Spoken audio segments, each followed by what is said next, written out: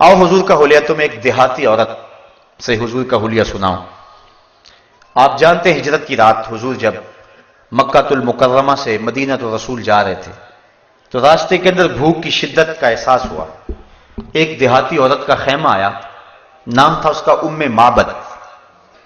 तो उम्मे माबद की कुटिया के करीब हुजूर खड़े हुए और उन्हें कहा कि हमें भूख लगी है, तुम्हारे पास कुछ है तो हमें पेश करो।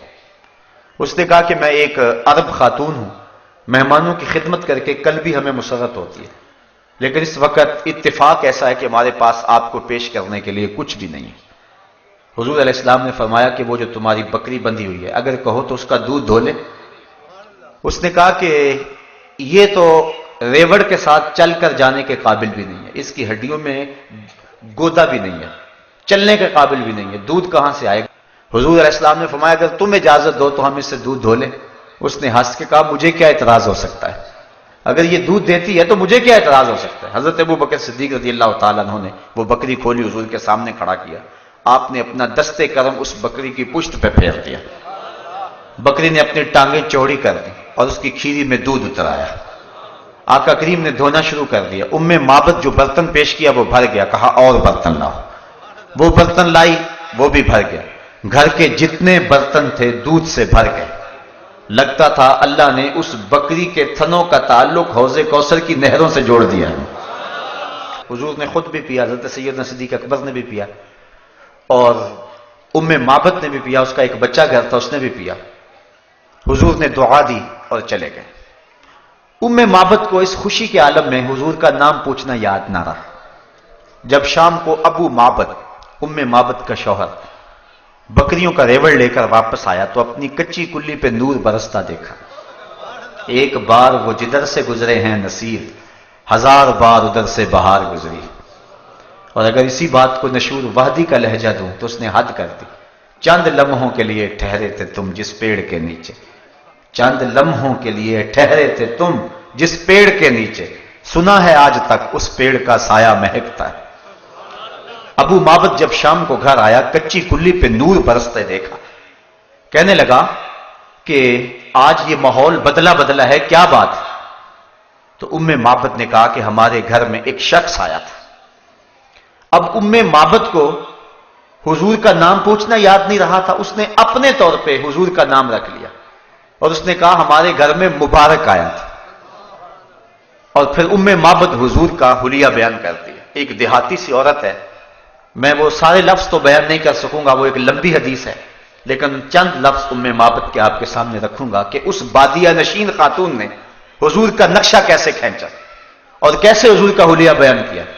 अपने शौहर अबू माबद को वो हुजूर का हुलिया बयान करते हुए कहती है, रअयतु रजुलन ज़ाहिरुल वज़ाह, ऐ मेरे शौहर मैंने एक ऐसा शख्स देखा कि जिसका चेहरा चमक रहा था, हसनल खल्क़, और उसकी खिलकत बड़ी खूबसूरत थी, मलीहल वजह, उसका चेहरा नमकीन था, कसीमुन वसीमुन, मीठा था, प्यारा था, फी ऐनैहि दाजुन व फी अशवारिही वक्फुन, उसकी पलकें लंबी थी और उसकी आंखें सोहनी थी, वफी सौतिही सहलन, और उसकी आवाज के अंदर इतना असर था कि मैं बता नहीं सकती। उसने हुजूर के हुलिये में एक लंबी गुफ्तगू की, लेकिन आखिरी 2 लफ्ज जिसके लिए मैं ये हदीस पढ़ने लगा हूं और आपको लुत्फ आ जाएगा, मैं कहता हूं सारी नस्लें उम्मे माबद के इन 2 जुमलों पे कुर्बान। उसने जो हुजूर का हुलिया और हुजूर का नक्शा खींचते हुए बयान की, उसने कहा मेरे शौहर जाहिरुल वज़ात, वो चमकदार रंग का मालिक था, मलीहल वजह, नमकीन हुस्न का मालिक था, कसीमुन वसीमुन, अल्लाह अकबर, वो उसकी आंखों में चमक थी, उसकी पलकें लांबी थी, उसके अबरू जुड़े हुए थे। एक एक चीज बयान की और आखिर में उम्मे माबद ने जो हुजूर के नक्शे को अपने शौहर अबू माबद के सामने रखा, वो लफ्ज सुनिए। उसने कहा अब हन्ना से व अजमलहुम मिन बईदिन व अहलाहुम व अहसनुहुम मिन करीबिन, ऐ अबू माबद क्या पूछता है कि वो मुबारक कैसा है, तुझे 2 लफ्जों में उसका नक्शा ना बताऊं कि वो कैसा था। कहा अबू माबद जब वो दूर से आ रहा था तो बड़ा सोहना लगता था, जब करीब आ गया तो और सोहना लगता था। जब दूर था तो सोहना लगता था। कुछ लोग दूर होते हैं तो अच्छे लगते हैं, लेकिन करीब आके बात कुछ और होती है। وہ کیا کسی نے کہا، اس کے لہجے میں یوں تو برف تھی لیکن جو چھو کے دیکھا تو ہاتھ جل گئے. تو کسی کا لہجہ بڑا برف والا ہوتا ہے لیکن جب قریب ہو تو پتہ چلتا ہے کہ یہ تو بندہ ہی اچھا نہیں ہے. معبد نے اس میں حضور کی صورت بھی بیان کی، حضور کی سیرت بھی بیان کی، حضور کے کردار کو بھی بیان کیا، اور ان لفظوں کو بار بار سنیے اور لطف لیجئے. اس نے کہا ابو معبد میں کیا بتاؤں کہ وہ مبارک کیسا تھا. ابہ الناس واجملہم من بعید واحلاہم واحسنہم من قریب. جب دور سے آتا تھا تو سونا لگتا تھا، قریب آ گیا تو اور سونا لگتا تھا. اللہ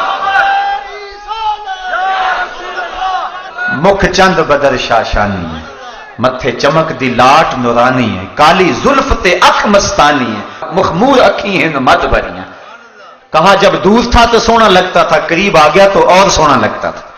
اتنا حسین تھا. اب روزانہ معبد کے گھر میں تذکرہ ہی حضور کا ہوتا ہے. شام کو جب ابو معبد بکریوں کا ریوڑ لے کر کے آتا ہے تو معبد کھانا لے کے آتی ہے. تو ابو معبد کہتا ہے کھانا بعد میں کھائیں گے، پہلے مبارک کی باتیں سناؤ.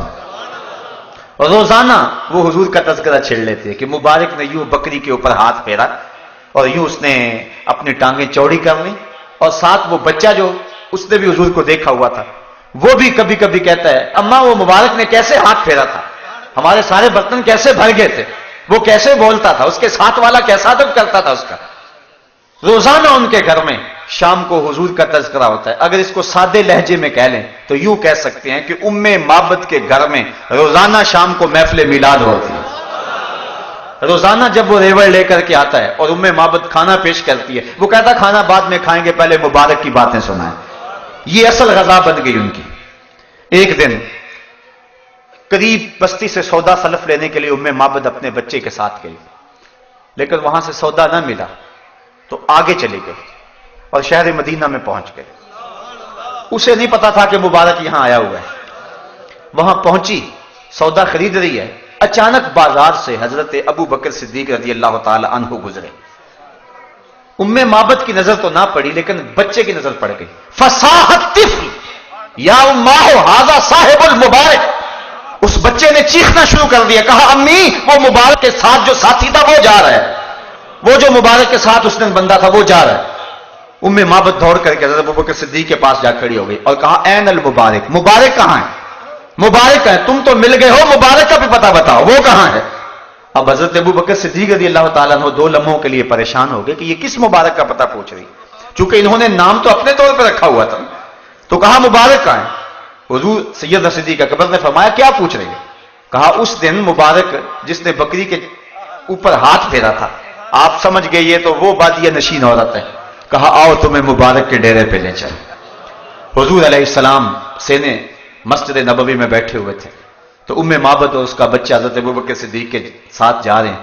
جب حضور پہ نظر پڑی تو بچے نے کہا اے امی وہ دیکھو مبارک بیٹھا ہوا ہے.